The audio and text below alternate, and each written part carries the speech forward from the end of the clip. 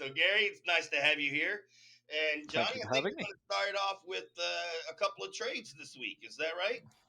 We are indeed. We So we do have have a two trades couple of since the more last trades. show. And I think it's How, the same guy every week. He's making one or two trades. Let's see what he's got first here. no, No. this is a different division, this one. So Yeah, this is I'll a leave different. you to it. I'll come back on in a bit. Yeah, so this is from the Marwick Head Division, Southampton Dockers. They receive Antonio Gibson, and the White Church or the Whitchurch Warriors receives Trevor Lawrence. So, Gary, what are you thinking about this one here? I'm thinking Whitchurch win this one. Kind of hands down. I think Gibson is lost, or Brian Robinson at Washington seems to be like the stronger candidate at the running back position at Washington. So I'm a bit I'm a bit confused by this trade because it seems like a pretty one-sided one. Trevor Lawrence is doing Trevor Lawrence things, looking like the number one pick that we thought he was a few years ago. So I'm guessing Rams was kind of light in the running back position and heavy in QB, but this seems a bit of a one-sided trade. That is exactly what I was thinking when I saw this trade. Obviously, we don't have their roster. Hmm. I am assuming that the Dockers really needed some running back help. Well, unfortunately, with that one, it didn't actually go through until Friday morning because by the time they sent my message asking to post it, it was about 11:30 at night and I was asleep. That's okay. So, but it didn't actually need him in the end. I think he did have a couple of other running backs, but he did lose Gibbs. But his replacement did probably cover what Antonio Gibson Hmm. what Lawrence he is a bought. high Which price to pay for Yeah, Gibson. that's a well, pricey one. I mean, Whitchurch we robbed him a little bit there, quite Yeah, frankly. and he I did hope the about the one of Warriors the have highest. some QB depth of their own to give up Well, Lawrence. yeah, well, I think they're not too bad. But Richard Warriors needed a quarterback because I think it was on a buy. Herbert was on a buy, so I Mm. don't know why he got them so cheap, to be honest. But Mm. Yeah, Surprised. you know, as what you mentioned earlier, Gary, maybe he needed a running back. We don't know their roster, but I 100% agree with you. This looks on the surface as a clear winner, but of course, we don't know how many quarterbacks the Warriors have or the running back situation for the Dockers.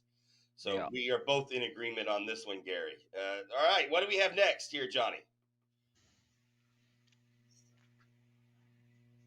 Oh, we have Zach Oh, Charbonneau, a little wine here with number Jonathan one. Mingo for Kendra Miller and Gerald Everett.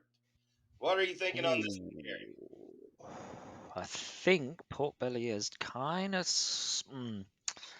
I think having Kamara back is going to impact on Miller quite drastically there. So, the Charbonnet Miller swap, I think McGonagall kind of gets the better deal of that. Everett's an interesting one. He's one of those times he really should blow up. He should score a lot more, and he never seems to. And Mingo had a good game this week, but he's in a Panthers team which is dire. So, that one looks slightly favouring Everett over Mingo, but I think the Charbonnet one makes that it's a painful one to give up for Miller, who I know I mean, everybody blew out the Patriots this week for the Saints, but I've got a feeling that Kamara is going to kind of take a lion's share of that running back position at New Orleans. So yeah, I gotta favour McGonagall just a little bit on that. But again, as we said, the other one, depending on rosters and stuff like that, unless you've got, maybe if you've got Herbert there to the Herbert Everett stack, that might look good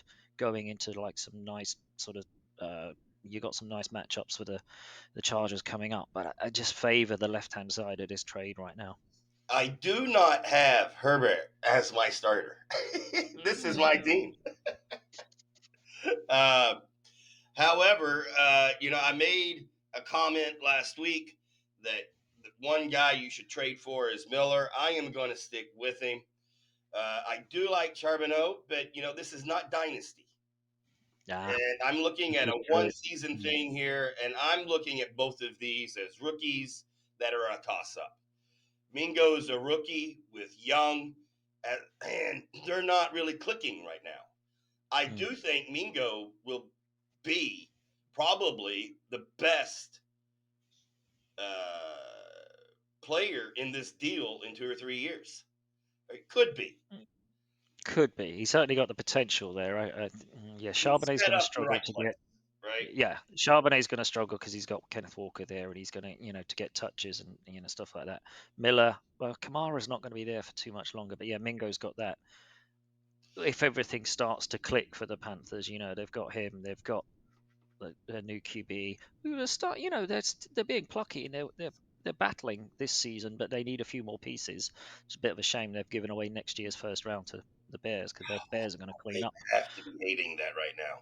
Oh, the Bears are going to clean up next draft, aren't they? Well, they should But do. it's But the who knows? Bears. It's the Bears. It's the Bears, right? Yeah, we- exactly. We don't need to worry about the Bears.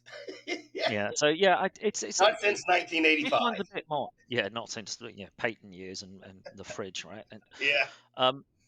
yeah, this one's a bit. This is a balance. There's a balance to it. I still, as I say, I think it's.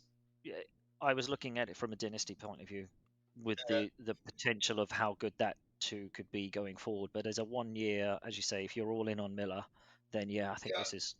this is balanced. This is a fair enough trade. This passes the eye test. Yeah. The previous one, I was a bit like, well, that's Yeah. all right. I'm 100% honest with myself. I do believe I'm a realist. I know I am going way out on a limb for Miller. But for every year for the past 6 years, I have predicted Kamara to be injured and have a season. And 1 year, I am going to be correct. The hill you're going to die on. And so I'm going to have Miller as that guy this year. All right. Yep.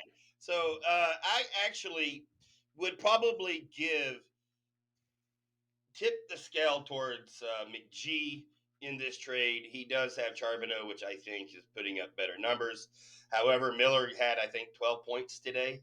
So, that's a solid outing. But as you said, against the Pats. And as we saw today, you don't need to be a good team to beat the Pats by 38 points. Because the Niners whipped up on the Cowboys 42 to what? 42-10, I believe. 42-10. 42-10. Oh, my gosh.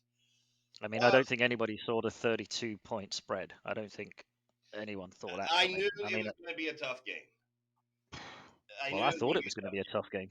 I was not expecting to really, I thought the Niners have the better team. But as a Cowboys fan, you have eternal hope. It's the hope that gets you. Yeah. By halftime, I was already sick. I watched the first 5-6 minutes of the third quarter, turned the game off. I couldn't do it anymore. When all starters went out at the end of the third quarter, you knew it was like, wow, that's a beatdown, right? It's like, yeah. There was no way that the Cowboys did not look good at all today. At all. It didn't look good in any phase either. That's kind of the more worry from a Cowboys perspective. You guys, your defense, your vaunted defense got shredded. Your offense just nothing. You couldn't get anything going, and then your special teams were just constantly just like, oh, just kick the ball. You had nothing. I mean, Turpin, yes, he looks like. I think did he go out injured? Turpin did leave injured. Yes. Yeah, so I think he caught that TD, didn't he? And went out injured and didn't see him again, which is going to be a knock on the returning game as well. So it's just like it was just painful for the Cowboys, and I'm saying that in a nice, sympathetic way. I appreciate. Whilst inside smiling out the top of my head. It's a good day to be a Niners fan. Oh, and I mean, there's a lot of. Don't worry, Gary. As a Cowboys fan, we are used to disappointment. Especially against us. Yeah. Yeah. Oh, no. Well, I will say, we have won more meaningful games against the Niners. This is true. You are 4-2 in the championship games. Yes. We'll give you that. Yeah.